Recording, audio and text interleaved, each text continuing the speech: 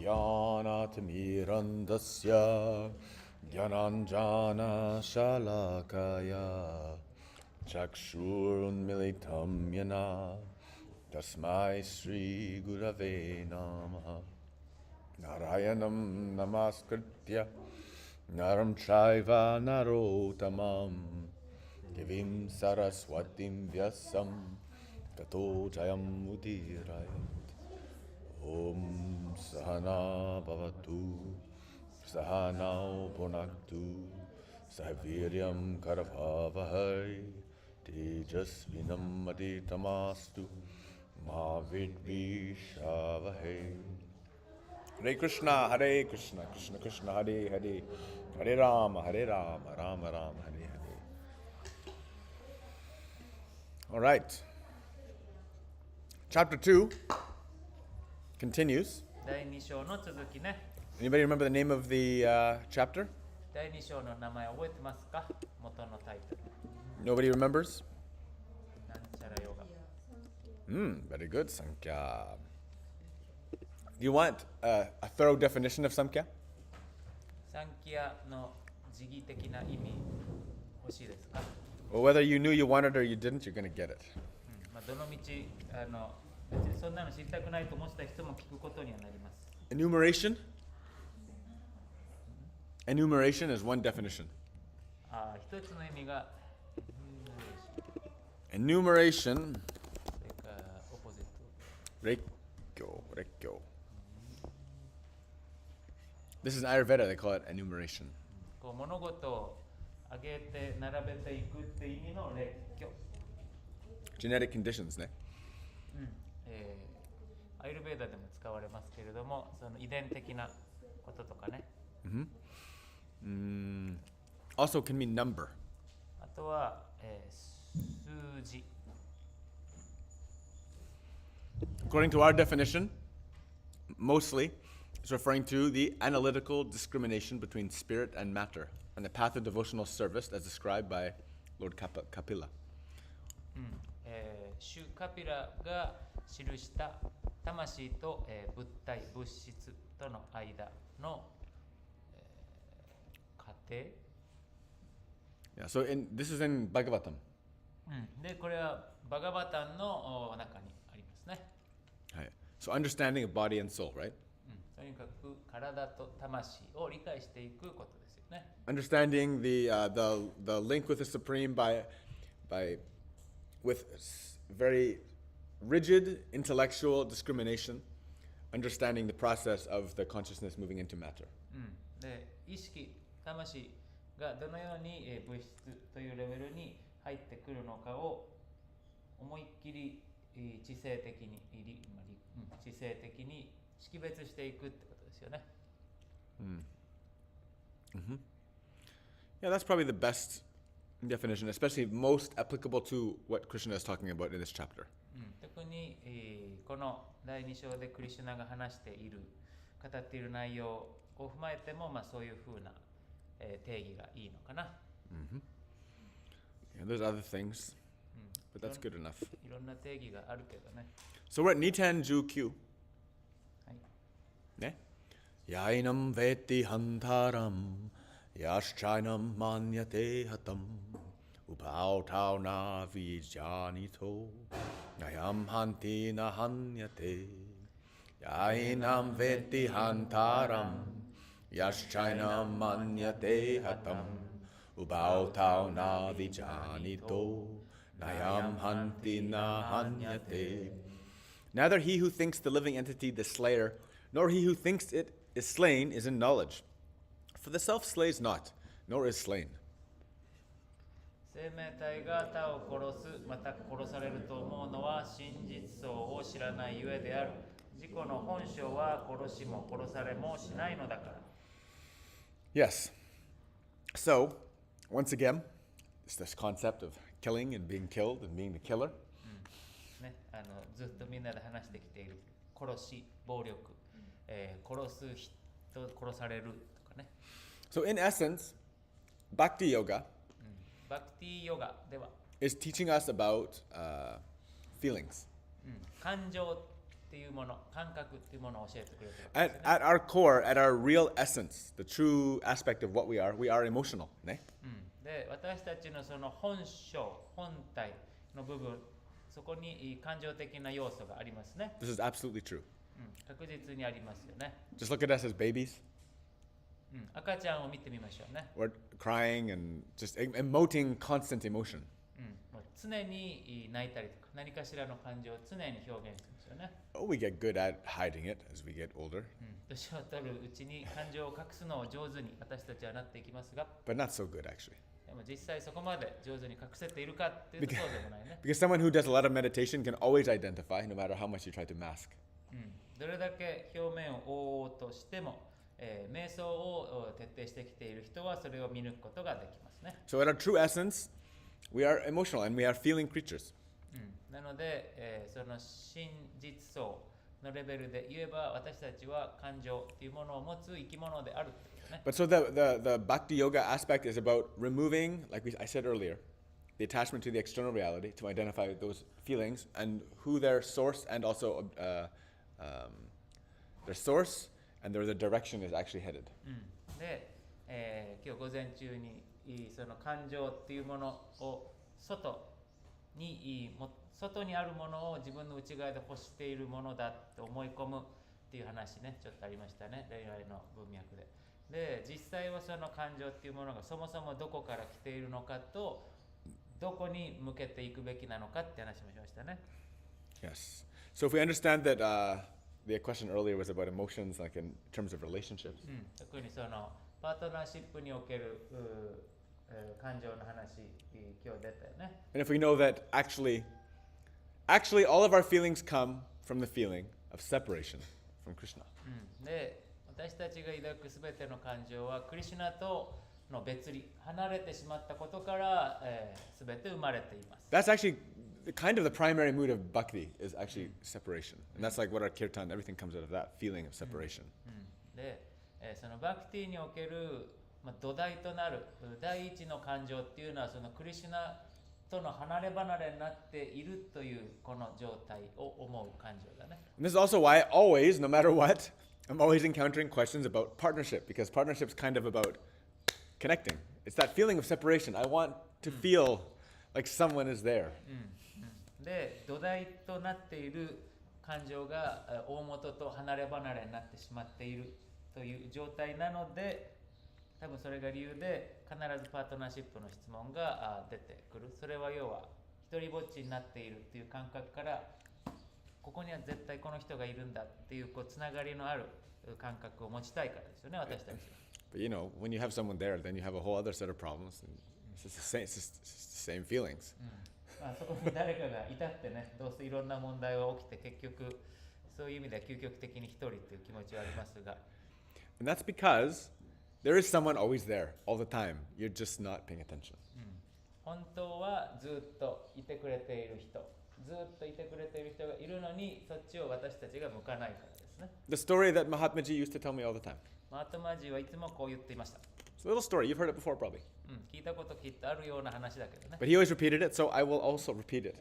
彼はひたすら繰り返したので、僕もひたすら繰り返そうと思います。 A man dies.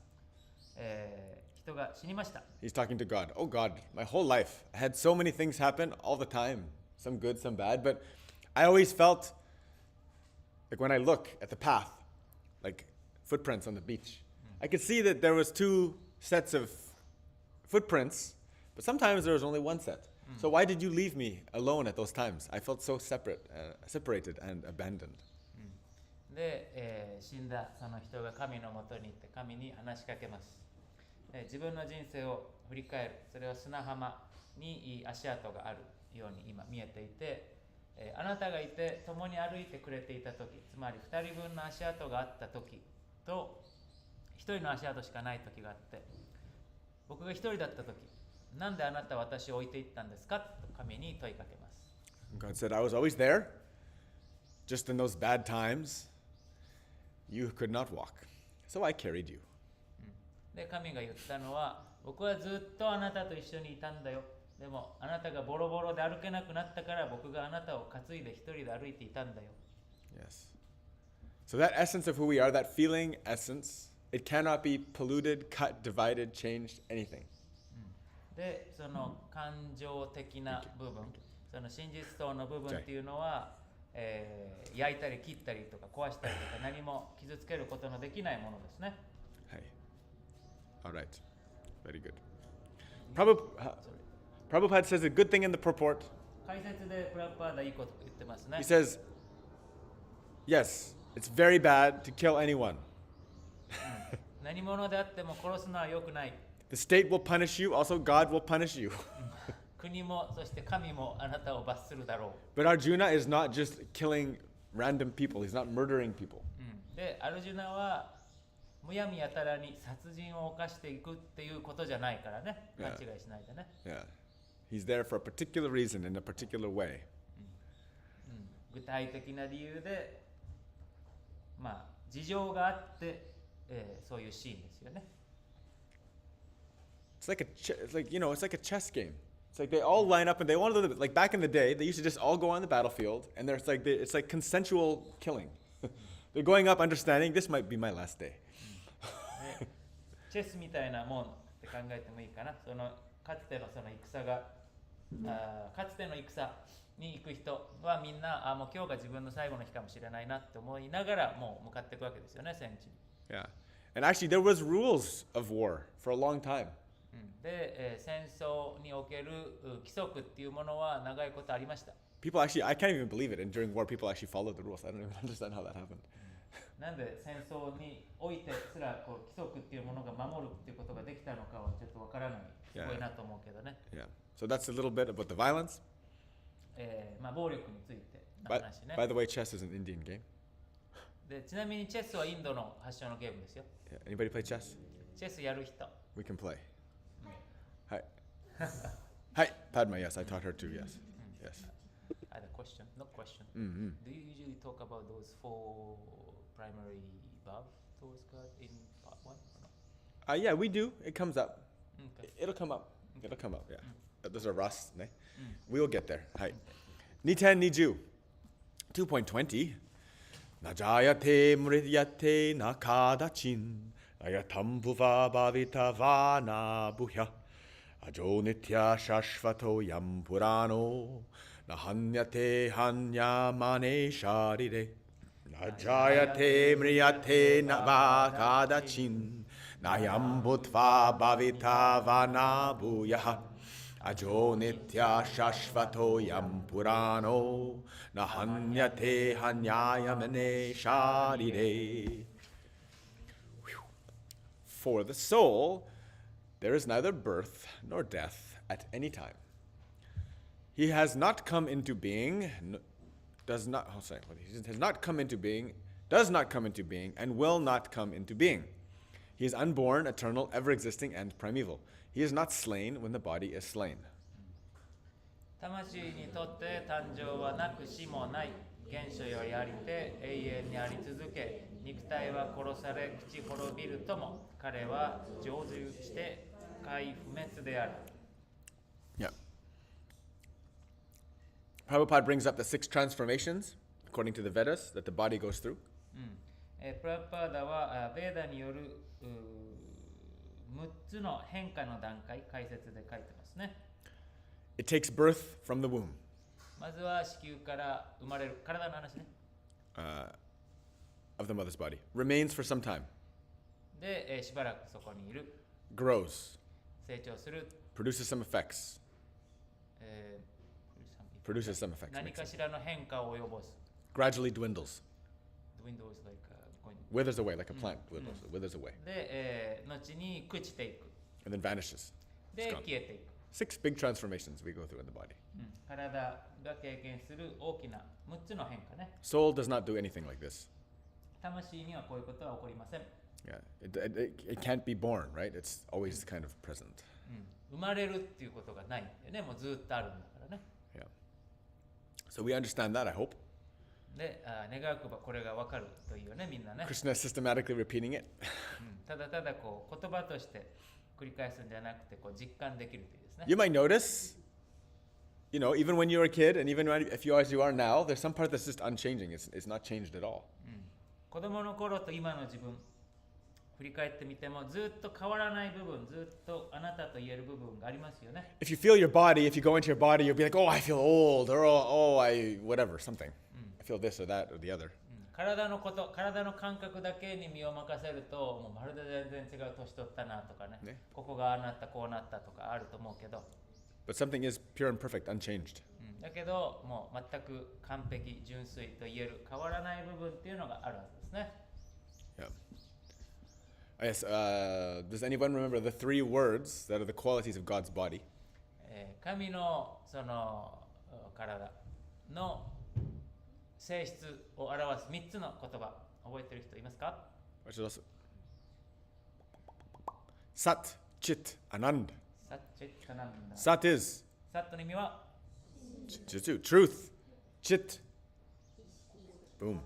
Anand, Shifuku, bliss. Perfect. You guys already know. You ready for the test? もうみんなテストバッチリだね。 Sat, Chit, Anand. サッチッタナンダ。 So also our soul, by nature, is full of knowledge, actually. で、私たちの魂もその性質としては、そういう素晴らしい知識で溢れていますね。It's only due to our attachment and our contact with the conditional material reality that we kind of get amnesia. We kind of forget that stuff. ただこの物質世界というありのままの状態では入れなくさせる領域に入ってそこと、接触することで、いろいろ忘れてわけわからなくなるんだね。So in this way, the soul is kind of forgetful, but God never forgets. で、私たちの魂っていうのはこう忘れてしまうことが、 How do I? ことを忘れてしまうことがあるけど、神はそんなことないです。So again, a question before anybody asks it about past life. で、きっと聞かれるからまたこれも先に答えると過去性ね。People always talk about past life and how do you know and this stuff. How can you remember? 過去性をどうやって思い出すことができるんでしょうかとかね。Yeah. So I mean, the answer I always say is like, you guys don't even remember what you ate last Wednesday. この前の水曜日何を食べたかもみんな覚えてないでしょう。I mean, easy for me. Every dinner is fruit porridge, so. 僕の場合はね、毎晩フルーツポリッジだから簡単だけど、It's not really remembering. It's not really. You're right. There's no memory there.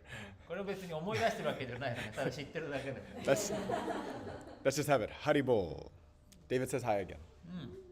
みんなデイビッドが挨拶しております。Hi. So, yes, memory is a funny thing. 記憶力、記憶っていうのは面白いもんですよね。 Unless you have some kind of strange restrictive diet. ものすごい変わった抑制された食生活をしてない You 限 can't り、 even remember yesterday or 2 days ago or 3 days ago. So how do you expect to remember last life? ね、そういうのじゃない限り昨日とか一昨日とか先一昨日何食べたかなんて覚えていない私たちが前世のことをどうやって思い出すことができるのか。This is the nature of the soul. ね、魂ってこういうもんです。Always be forgetting because of our contact with material nature. この物質現実と触れていくということが影響して私たちの魂は忘れていくものです。 From Katha Upanishad, Prabhupada has this: Anoranyan mahato mahiyan atmasya jantur nihito guhayam tam akratuha pashyati vitashoko datu prasadan mahi manam atmanaha. Both the super soul, Paramatma, and the atomic soul, the Jivatma, that's us, Jivatma, are situated on the same tree of the body within the same heart of the living being. And only one who has become free from all material desires as well as lamentations can, by the grace of the Supreme, understand the glories of the soul. 思考の魂、パラマートマと、微小な魂、ジバートマ。私たちのことですよ、ジバートマはね。どちらも生命体のハートの中の同じ木に止まっている。思考主の恩寵によって物質的欲望と悲嘆から解放されたものだけが魂の栄光を理解することができる。Upanishads are so great always. ウパニシャットはいつ読んでも素晴らしいです。 Straight from the mouth of Brahma, ブラマーが直接語ったものですからね。all the way back to our ears. すごいはるか長い時をかけて私たちの耳に届いているわけです。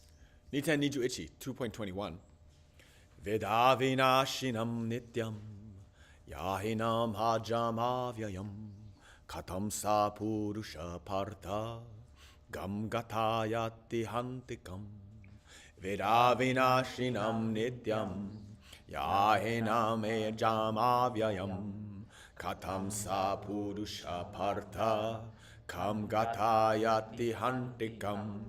O Partha, how can a person who knows that the soul is indestructible, eternal, unborn, and immutable kill anyone or cause anyone to kill? パルタよ、魂は不生不滅にして不快不変なりと知る者がどうして誰かを殺し、また誰かに殺されることなどできようか。Yep.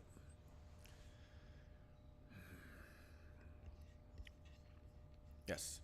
Again, same thing. 同じことの繰り返しですね。Yes, please understand.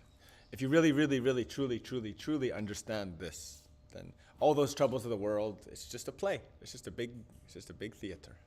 It's a lila.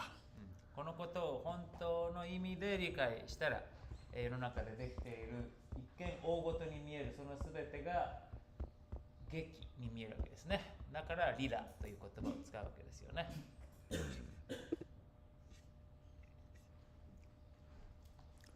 うやって魂が不変っていうことが分かったんですか。Question. 誰が分かった？クリシュナが。この魂は不変っていうことが書いてあるから、これはどのようにしてそれを知ってここに書かれたのかなと思って。はい。So here it's written. I mean, it says the soul is unchanging, right? Yes. So Nitya. How was it discovered? Discovered. How is the soul discovered? Discovered that's unchanging. So the rishis, the saints, like you know the Tibetan tradition? チベットの伝統について皆さん知ってます They か？ have a cool thing they do. すごくね、素敵な、そう面白いことしてるんだけど。You understand that Buddhism and Hinduism, these things are almost identical, right? で、ヒンドゥーと、仏教っていうのがかなり同じようなものだっていう理解はみんなあるかな。I bring up the Buddhist thing because they have a cool thing that they do. The Tibetans. 特にチベットの人たちね、すごくいいものがあるんで話しますけど。So the idea is, when someone reaches a high enough state of knowledge and purification, elevation, that they become self-realized, that they can reincarnate intentionally. And also they can be recalled intentionally. Recall, what do you mean? Like remember their Right. station. Yes.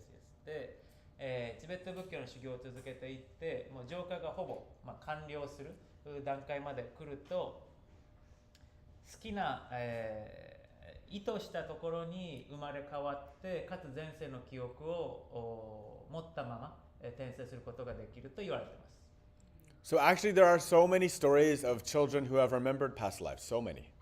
で、彼らの歴史において、前世を完璧に覚えた状態で生まれた子供たちの記録、話、言い伝えがたくさんあります。So what the Tibetans do is they do some kind of astrological thing and they do a whole bunch of stuff like this.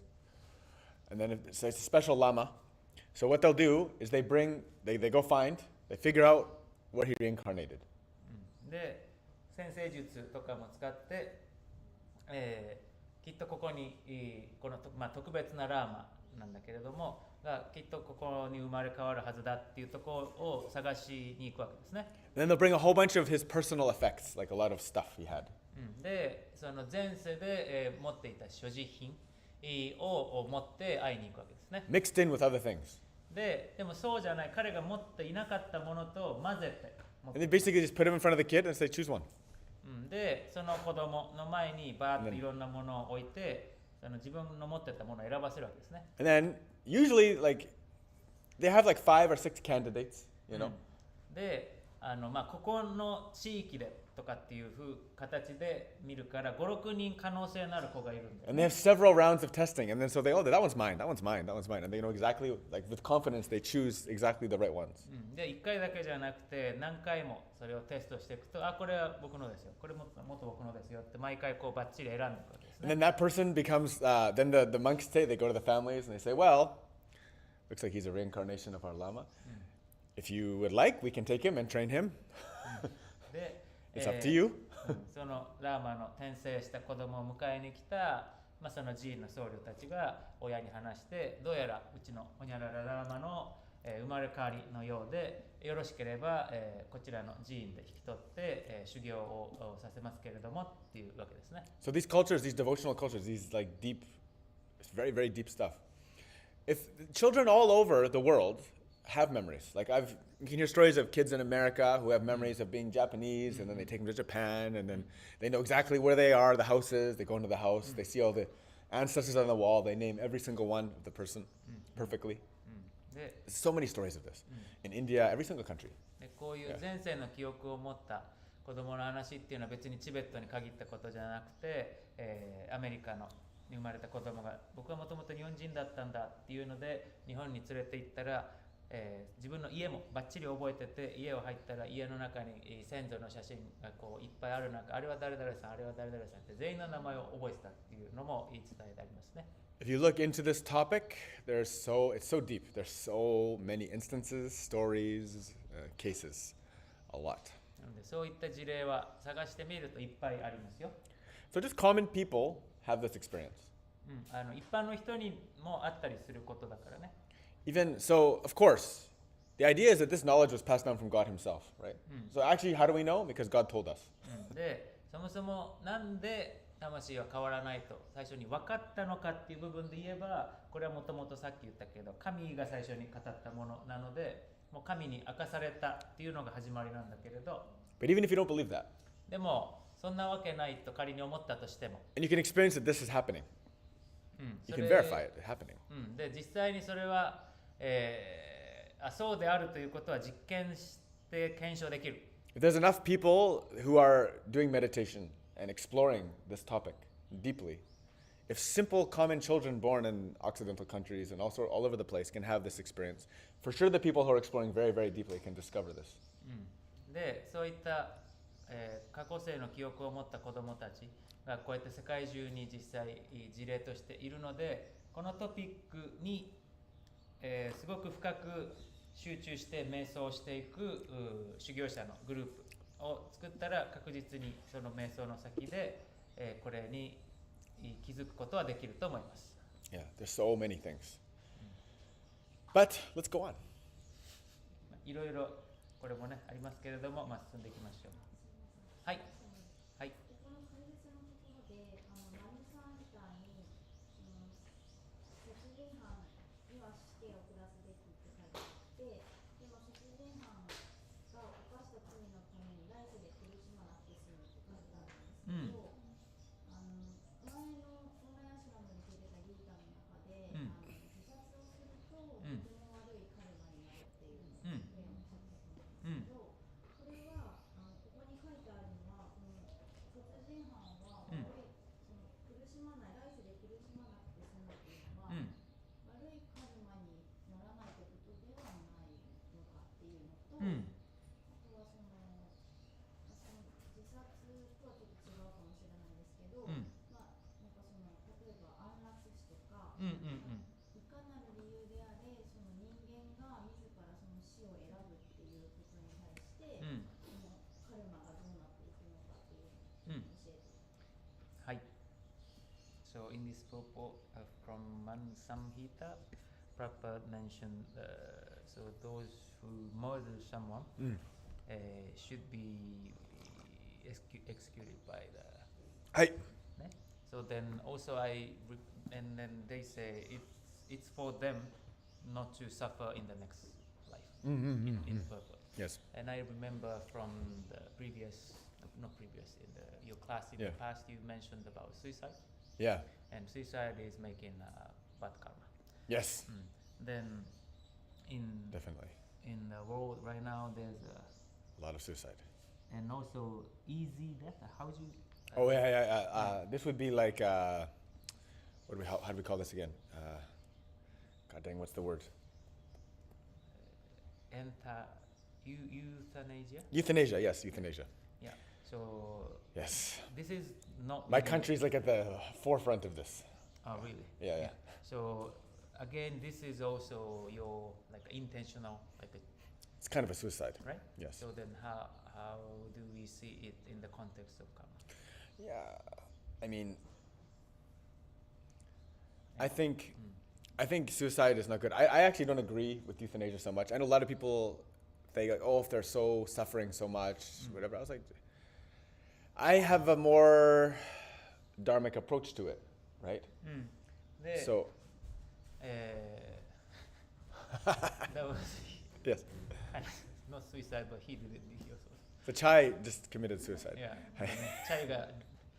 チャイの自殺が起きましたけれども、でこの安楽死、カナダはねすごいそれがこう進んでるって言っていいのか遅れてるっていうのか分からないけど、まあ直面している問題なんだけれども、僕は安楽死というものを認めるというのは、とは反対の立場で、まあ僕はこのダルマっていうものの軸で生きている人間なので。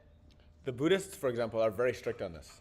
特に仏教においてはこれはすごく厳しいですよね、この観点は。For example, they say if you find a creature who's wounded, like dying, もう死ぬだろうなっていうような Maybe. 致命傷を得ている動物を見つけたら、maybe an animal has been hit by a car and they're just sitting there suffering.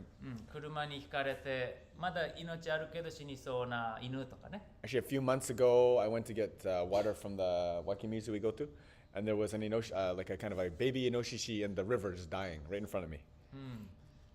でこの前アシュラムの方でよく水汲みに行くところにね車で行ったらウリボウが川でもう死にかけてるところに会いましたけど So ね。 they say if you see that, just let it happen. Don't try to accelerate the process. Don't accelerate, like don't put them down. はい、で、もう死にそう、もうそれは自然のままにしておく。それを自分でわざわざ楽にしてあげようと思ってわざわざ殺す必要はない。So the idea is, 考え方は if the soul's eternal, 魂が永遠であるのなら。 and this process of living is kind of going through karmas. で、物事が因果応報、カルマの法則があるならば、 If you're having a suffering like that at the end of your life, その一生の終わりにそういった苦しみがあるのなら、 suffer all the way to the end. それはちゃんと Natural end. 最後まで自然と苦しむはずだった分苦しみ切るべきである。 Because you're purifying some karma. それを通して何かしらのカルマを消化しているから。If you just stop it, like they say if you have suicide, this is why like we have lots of instances of like young people dying or something. Any life you have left, you're supposed to have left. It has to be paid back. Something like this. Yes, yes, yes. で、若くして死んじゃう人って言いますよね。自殺じゃなくてね。で、私たちは、まあそれじゃあ例えば前世自殺したとして、でも本当はこの長さ生きるはずだったっていう尺が決まっていて、でそれをどっかのタイミングでその後生きるっていうふうに言われています。Yeah. And that's what they say. はい。じゃあ反対に、病気でなんか延命措置みたいなのがあると思うんですけど、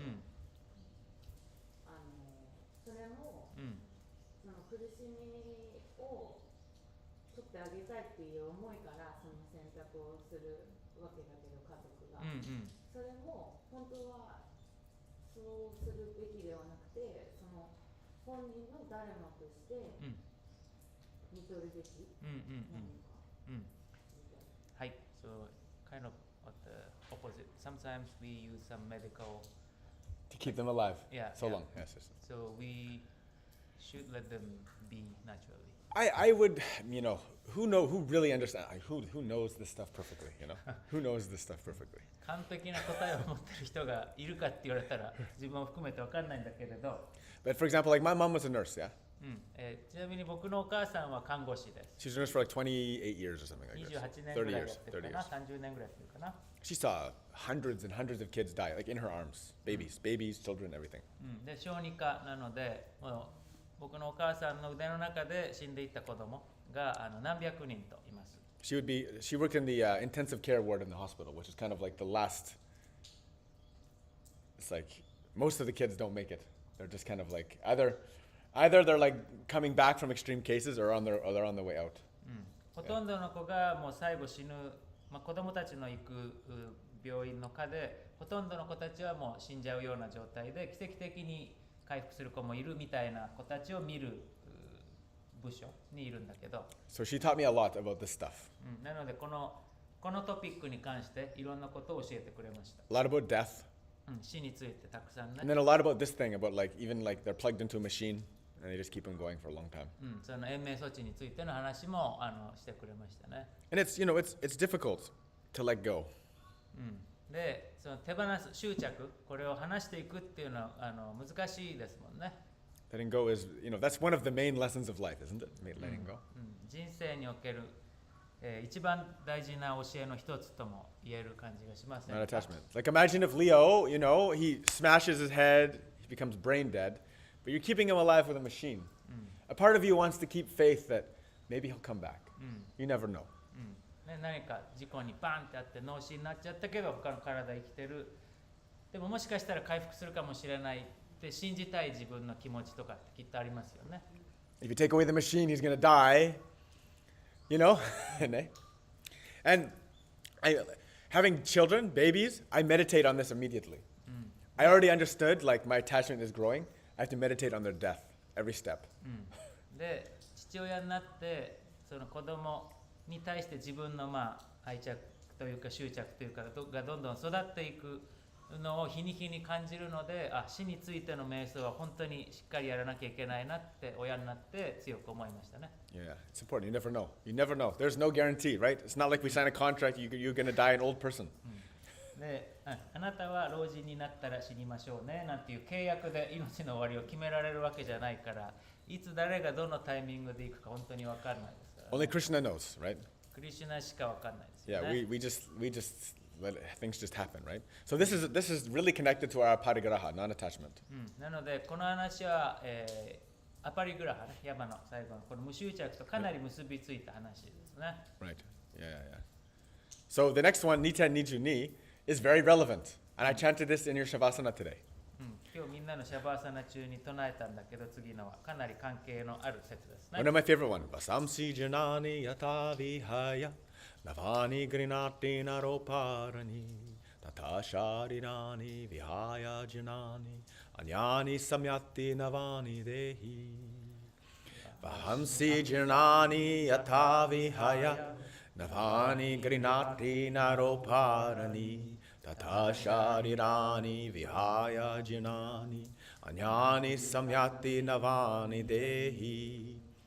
As a person puts on new garments, giving up old ones, the soul similarly accepts new material bodies, giving up the old and useless ones. 人が古くなった衣服を捨てて新しい別の衣服を着るように、魂は古びて役に立たない肉体を脱ぎ捨て、次々と新しい肉体をまとうのである。So every day you get naked, you jump in the offalo, you go to sleep, right?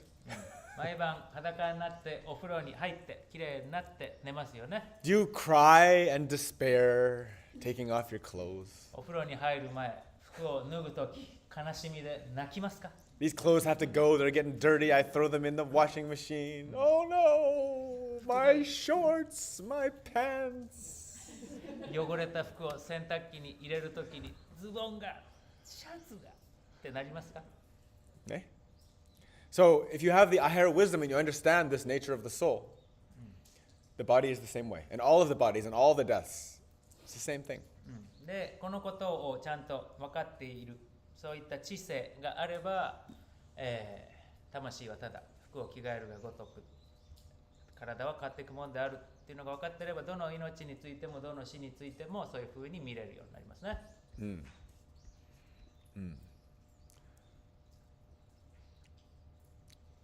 It's very important. So understanding, this is like such a higher understanding. Such a higher understanding. ものすごく深いというか高い視点からの理解だよね。Right? To have this perspective requires some knowledge. We need to have some experience of soul. That's why he's talking about how do you know about the soul. How do I experience the soul, right? That's the question. This is just information to sit in my head. But if I don't have this experience of the eternal soul, then what good is this? で、どうやって分かったんですかっていう質問があったけれども、結局こういう話を情報として頭に今入れているだけで、どうやって魂なんだ自分はという体験をするのかって話になってますよね。Yeah. Well, this is where your faith propels you into sadhana, into spiritual life, into all of these things. で、これはあなたをサーダナだったり魂として生きていくという、修行の道に引き込む理由、動機になりますね。Eventually, over the span of many lifetimes, one inquires, I've been changing these bodies so many times. I would like to know who's changing these bodies. で、輪廻転生を何度も繰り返していく中で、稀に人はずっとこの肉体を変わってきたけれども、毎回この服を着るように体に新しく入っている本体は誰なんだろうって気になり出す人が稀にいるわけですね。Okay? And then Prabhupada brings up this nice thing, which is talked a lot about in the Vedanta Sutra. ベダンタスートラでよく言及されるポイントをプラブパーダ解説で挙げていますが、And he has an incomplete thing here, but the idea is that there's two birds in the same tree. この解説ではね、もう全部結論まで書いてないんだけれども、木に2羽の鳥が止まっている。This is a poem from the Upanishads. And one bird is just eating fruits crazy, just so absorbed in it. で、ウパニシャットにある詩なんだけれども、1羽の鳥はもうとにかくその木の果実を食べまくっている。Yeah, and it's like all the feelings that go with it. Sometimes anxiety, I need to eat faster, someone's going to come, like all these feelings going up and down. 早く食べないと誰かが食べちゃうかもしれないとかね、不安とかいろんな感情を感じながら、その鳥は食べてるわけです。Right? For sure, animals, when you watch them eat, they're like a little bit like sketch. They're enjoying, but then they're all like, oh, someone's going to come. 動物の食事のシーンってそんな感じじゃないですか。なんかやばい狙われてるかもみたいな感じありますよね。Oh, yes, yes, yes. Oh, no, no. 喜びと悲しみ。Everything, every feeling possible, right? あらゆる感情をごちゃ混ぜって感じだよね。Meanwhile, the other bird, just watching. でももう1羽の方はただ眺めている。Always just watching. Just Just watching. ただ常に観察している。And that this is our experience, is that like we are engrossed, and then there's this witness, the seer, who's watching. で、私たちはこうがっついたりむさぼったりそこに飛びついてしまうのが私たちの中性だけれども、常にそこにはそれをただただ見て状況を理解している者がいるですね。So our soul is, in a sense, watching, but we're actually the ones engrossed. Actually, it's Krishna watching. That's the best friend. Just sitting there, watching. で、そのただ横で見てずっとそこにいるのがクリシュナ、私たちの親友ですよね。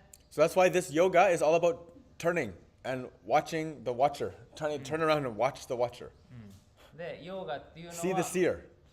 ただただその観察者の方を向く、自分がこう貪っている世界から見ている人の方に目を向ける、これがヨーガですね。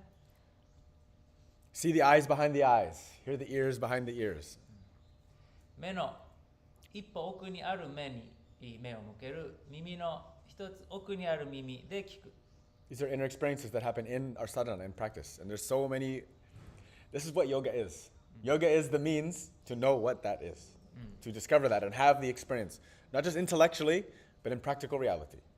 で、これがまさしくヨーガであり、どうやって分かるのかっていうね、さっきの質問につながるけれども、その方法になるのがヨーガ自体で、そのサーダナだったりを通して内側の体験で、ただ頭で理解するのではなく実際の体験として感じれる、それがヨーガですね。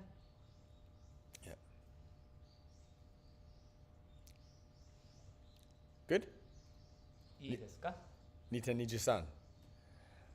Nainam chindanti shastrani, nainam dahati pavaka, nachainam kledayanti appo, nashoshayati maruta.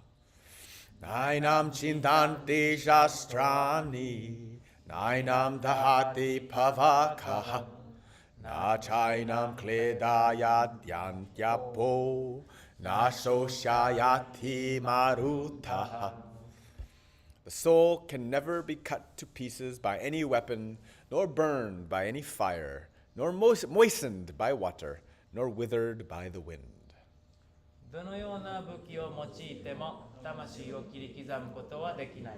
火でも焼けず、水にも濡れず、風にも干からびることはない。Yes. その通りです。 Yes. です。 Des. Excellent. Yeah. So there is no way to harm, affect in any way. なので正体、命の正体を傷つける、害するっていうことはできないんです。 Krishna continues, Niten Nijuyang. Achedyo yamatahyoyam, akledyo shoshyaivatra, nitya sarva gatashtanur, achaloyam sanatana. Achedyo yamahayoyam, akledyo shoshyaivatra, nitya sarva gatashtanur, achaloyam sanatanaha. This individual soul is unbreakable and insoluble, and can neither be burned nor dried. He is everlasting, present everywhere, unchangeable, immovable, and eternally the same. この個々の魂は壊れず溶けず燃えることなく乾くことなく不朽にしてあらゆるところに充満し不変にして不動不滅である。 Des. Des. Yes. This is Samkhya Yoga. これがサンキヤヨガです。 This is Samkhya Yoga. If you can understand, just these last few slokas, it's like pure Samkhya Yoga. ここ今読んできた最後の数節は思いっきりサンキヤヨガって感じです。 There's a lot more scientific approach to go to it. Like we still have to go through all of the elements and all of these things. Mahabhutas, Manaschitas, マ Bhuta. ハブーターズとかね、もうちょっと科学的なサンキヤヨガの要素っていうのもこれから出てくるんだけどね。 But this is the essence of it all. ただそこで言われている本質はこのことです。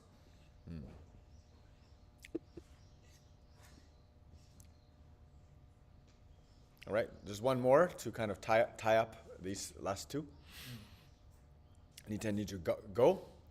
Avyaktoyam achintyoyam avikaryoyam uchyate tasmadevam viditvainam nanu sochitam arhasi. Avyaktoyam achintyoyam avikaryoyam uchyate tasmadevam viditvainam nanu sochitam arhasi. It is said that the soul is invisible, inconceivable, and immutable. Knowing this, you should not grieve for the body. 魂は目に見えず、人知で想像も及ばず、常に変化しないものと知って、肉体のために嘆き悲しむな。 So no matter how far our science advances, it will never find the soul. 私たちの現代の科学がどれだけ、発展していっても、その科学で魂を発見するっていうことはないでしょう。 Because our science is based purely on external observation. なぜなら現代の科学っていうのは完全に外、つまり物質世界での探索っていうのがやり方だから。 We can see so far out into space. 宇宙のすごい遠くまで見つけられるけれど、 We can see very deep into the cells. で細胞の中も細かく見ていけるけど、 Well, we haven't gone everywhere. We still haven't even understood the ocean even. まだ海が何なのかすら理解してはいないけどね。 But still, I guess we're trying. でもまあ人間今の科学も頑張ってはいますよね。 We'll probably mess it up trying. 頑張りながらいろいろ良くないことをしてますよね。Most likely. But so, the soul is transcendental. It's not possible to see through instruments. で、ただ魂は物質を超越してしまっているので、そういう物質的な装置や器具では発見できません。 That's because our instruments of emotion are already the instruments to use to understand the soul and understand God.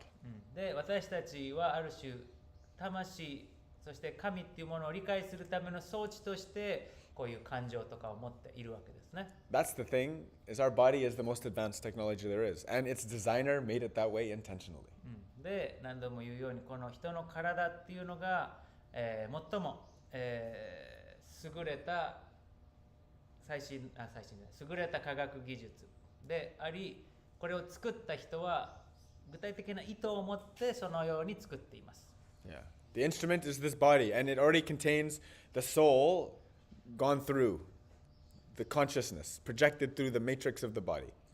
And when we understand the emotions, right? I talked at the very beginning, the feelings, the emotions. That's why Bhakti Yoga is the most easiest yoga, because it has to do with the things that we all understand, feelings.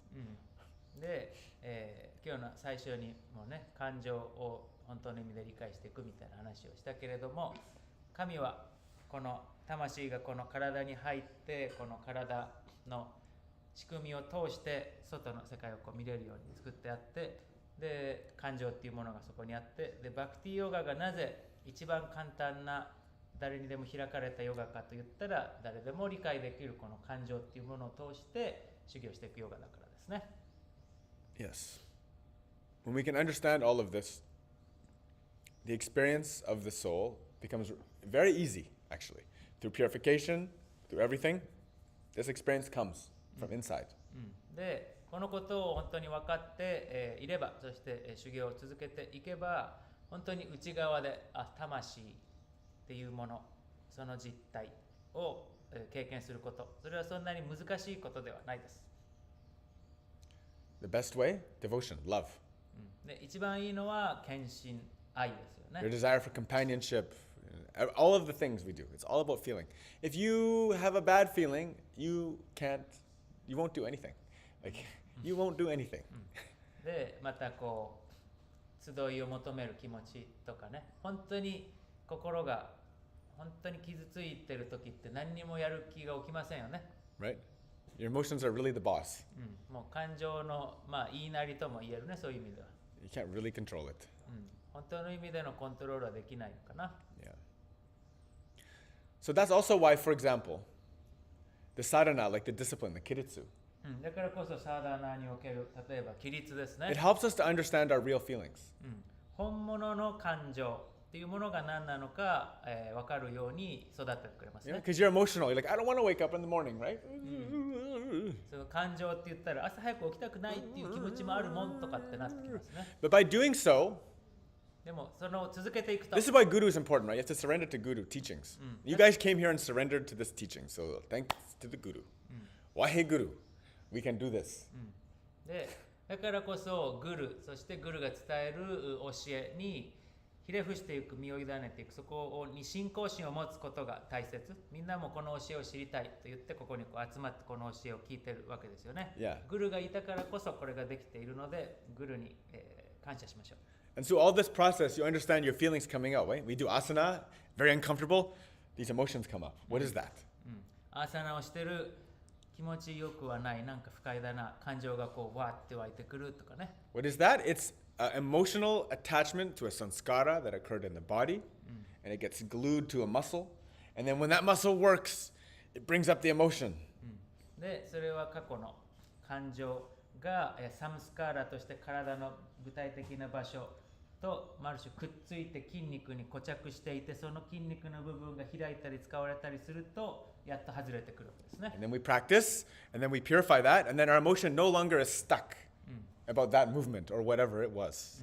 で、その、とある動きとかとある場所にあったものもその練習を続けていくうちに、その浄化が終わればそれも消えて、その部分も、円滑に、使える開けた体になっていくわけですね。 And this is why I like to approach yoga from all of the angles of yoga. I don't just rely purely on bhakti yoga. I don't rely purely on hatha yoga or any of the yogas, because I understand if you're purely just emotional, your body is going to get sick, your energy is going to be low. Your chance for devotional service is very hard. Dealing with sickness all the time is not nice. で、だからこそヨガのあらゆる側面から、僕は修行をしたい。完全にバクティヨガだけでいいとも思わないし、ハタヨガだけでいいとも思わないし、他のヨガのどれかでいけるとも思わないですね。例えばじゃあバクティヨガだけ、感情だけだったら体がそのうち怪我したり病気したりして、でも病気だったら献身奉仕という大変なことはできないよね。 Bhakti yoga is the crown jewel. でバクティヨガはこの一番上、王冠にある宝石。But all the other yogas are like supporting. でもそれを支えるのが他のヨガです。Yeah. Yes, it's very important. All of this is very important. A healthy, strong body, important. Releasing your body of all these emotional sanskaras, very important. 健康な体、重要だし、体にまとわりついているサムスカーラを解きほどしていく、解消していく、大切なことです。Transforming the mind through study, svadhyaya, which we haven't come to yet, and satsang and all of these things, understanding the nature of the intellect, very important.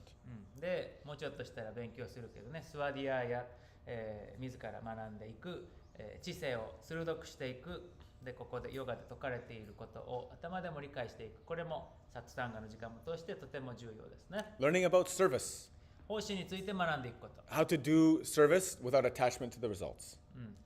自分が誰か何かのために尽くす、その先に何も見返りを求めない奉仕。Now this Gita is great. Krishna talks about all the paths of yoga. で、バガバットギーターの素晴らしさっていうのは、あらゆる種類のヨガの道をクリシュナが教えてくれると。Throughout, he's always emphasizing devotional service because that's basically what we have. That's the only thing to do. で、いろいろとあるヨガの中で、常に献身奉仕が一番だっていうところを強調してくれていて、実際のところ私たちにできるのはそれだけなんですよね。Yeah, so it's all, the whole purpose of it is to understand soul, understand the soul's connection to God, Krishna. で、そのヨガのすべての修行法の先にあるのは、すべては、魂であって、それは神から来ているんだっていうことがわかるってことですね。Yes. Haribol. Just one now passed. Yes. And, two questions. That's our last one. We have a couple questions. Three. 3, 4, 5, 6. Infinity questions. 無限質問タイム。Matsunega Megumi, please. もともとアーサナとかで体が柔らかい人とかは、サンスカーラがとかカルマとかが、これまでの人生で、やってもらったりとか、修行を積んで軽かったっていうことです。はい。So the one who has like a flexible open body from the beginning, that means they have like less samskara or less negative karma before. No, it doesn't mean that. そういうわけじゃないです。 It doesn't mean that. Well, maybe. Less physical sanskara, maybe. その身体的なサムスカーラっていう点ではそうかもしれない。Yeah. It's easier to be more flexible. その方が、柔らかくなりやすいですね。 You will have a more favorable experience living in the body. その肉体的な意味でのサムスカーラが少ないってことは、より好ましい体に入るっていう But ことにはなる。 that doesn't necessarily make you any closer to devotional service. ただそれは献身奉仕の、道を歩きやすくしてくれるのかっていうと、別にそれは確約されません。 Otherwise, the Chinese acrobats would all be enlightened. そうじゃないと中国雑技団が悟った人の集団になっちゃうんで。 It's true. I mean, nobody can beat them. 彼ら彼女たちを超えれる人はいないからね、その点では。I think I told you I had a Chinese acrobat student. She could do one-handed handstand for like 10 minutes. 僕の教え子に雑技団の子がいたって話したと思うけど、片手で逆立ち10分とかできちゃいますから。Yeah, it's insane. I don't even know why she chose me as a teacher. Actually, she chose me because of the devotional element of the yoga that she didn't understand. なんで僕を先生にしてるんだろうと思ったけれど、献身奉仕、ヨガの本質を学びたいんだなっていうことでしたね。Yeah. So it helps. Like the Hatha Yoga, the other thing is the Hatha Yoga is not about flexibility, right? It's about, in terms of body, it's about the sthiti stira asanam, but ultimately it's pranayama.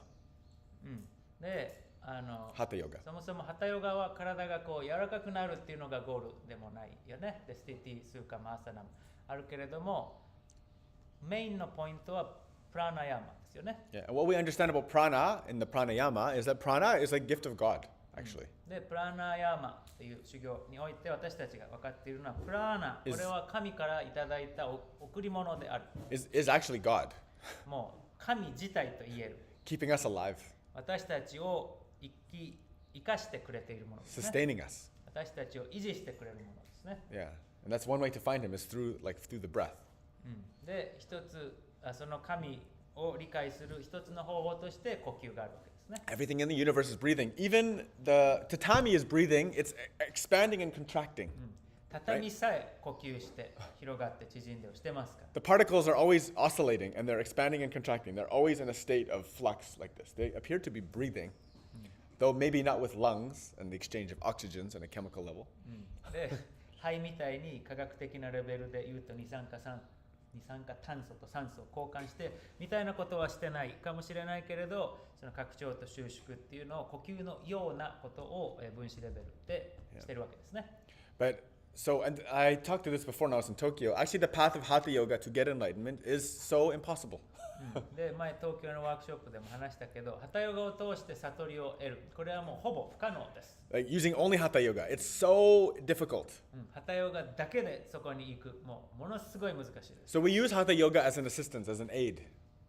なのでハタヨガはその道に行く一つの助けとして使う。It's a support mechanism for the bhakti yoga. バクティヨガを下支えしてくれる土台、支えになる。Yes, absolutely. Keeping the body flexible, strong, fit. It's good for you. You should do that.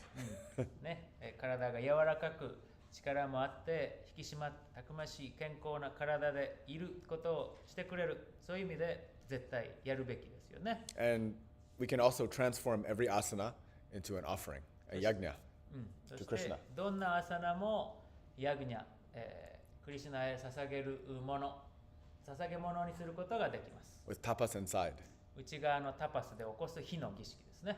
Yeah. And you know, I have some students who are more flexible than me. で僕より柔らかい教え子もたくさんいましたからね。Yeah, and so you watch them, you're like, oh, so great, but they're barely trying. There's no tapas going on there. すごいなって傍から見たら見えるかもしれないけど、ただただ柔らかいだけで何も頑張ってるシーンじゃない、つまりタパスは起きてなかったりしますね、そういう人。 But でも you put something in there where their limit is. でそのいう人でももちろん限界はあるので、その限界を試すようなものをそういう人たちに与えると、 You'll see they're more beginner than you guys are. みんなよりもヨガ初心者だなっていうふうに見えると思います。 Yeah, because they have difficulty dealing with real tapas.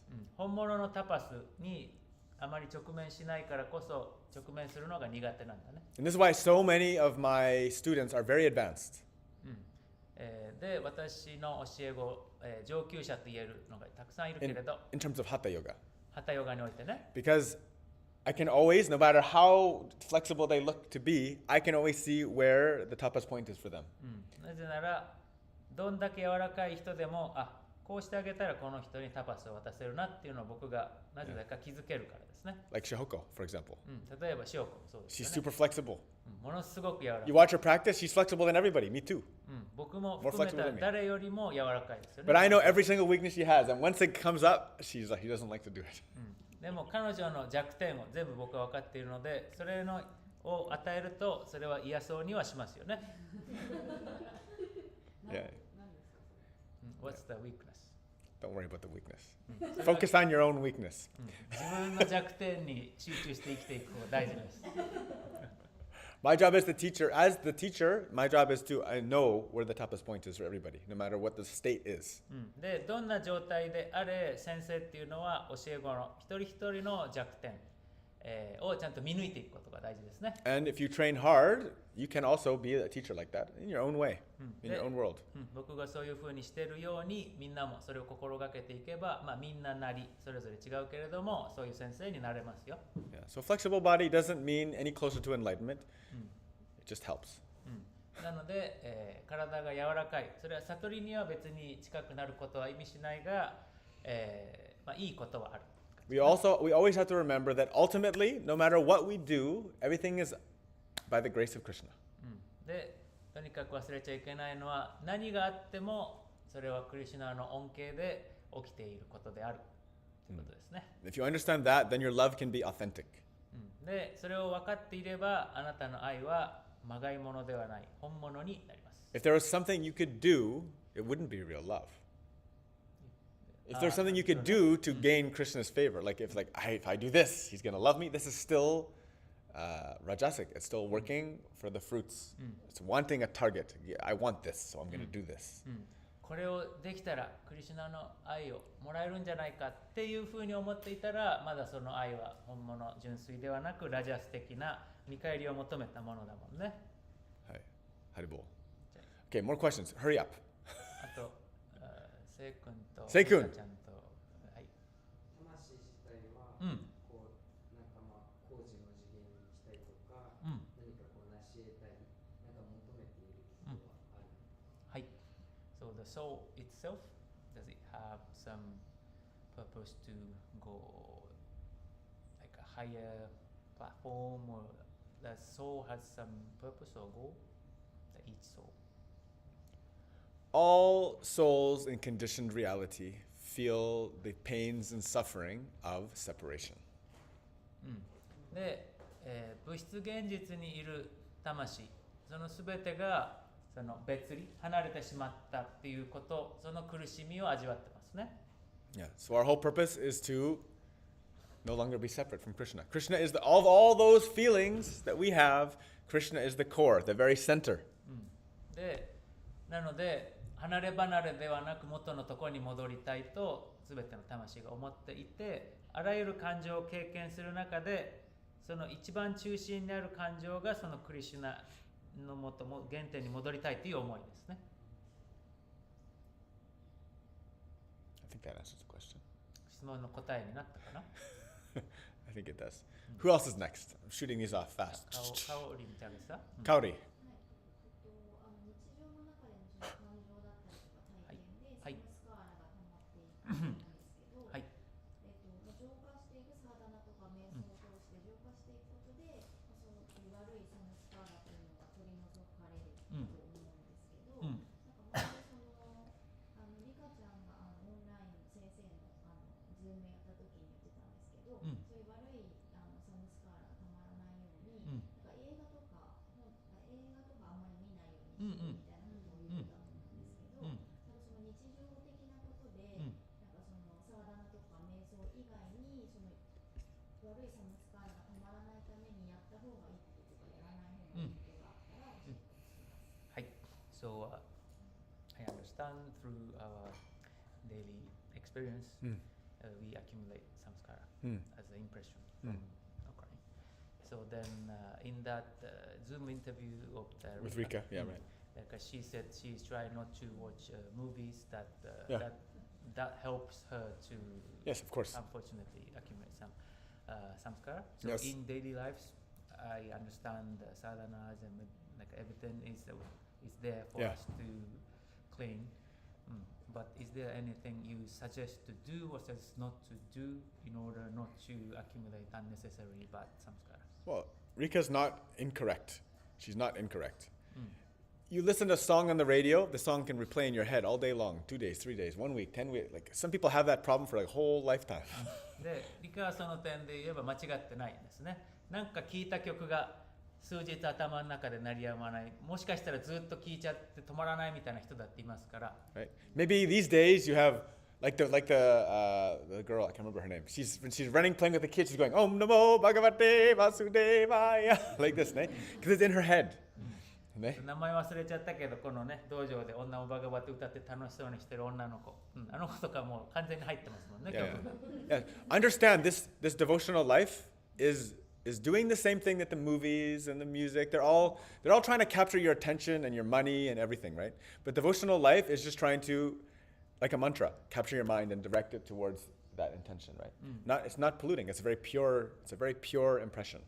で、映画とか音楽っていうのもこう何かみんなの注意を持っていこうとするものだよね。そこでこうお金を持ってこうとか、もちろんそういう要素があるわけだけど、この献身奉仕の文脈で行っていることっていうのは、あなたを搾取しようっていう意図がなく、ただそれを献身奉仕の方にみんなが向けるようにっていう純粋な意図ですね。Same with the food. We do prasadam. The food is prepared by devotees with good intention. We offer first the food to Krishna, and then we all chanting, doing kirtan, we chanting holy name, and then we do it all together, and then we take the prasadam, right? So this process is also a way to have pure food. If you just go out there and just eat whatever, we say it's karmic food, karmi food.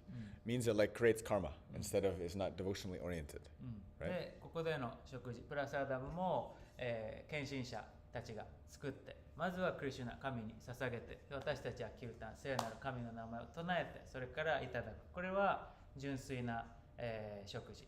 で、逆にそういうものではない適当にって言っただけ、どっかで食べる、これは、カルミーフードっていうけれども、それ自体がカルマを作ってしまう食べ物とみなされますね。Yeah, it has to do with everything, right? Who you spend time with, what you eat, what you're doing, what you're watching, whatever your senses are making contact with, these are the things that are going to go inside of you.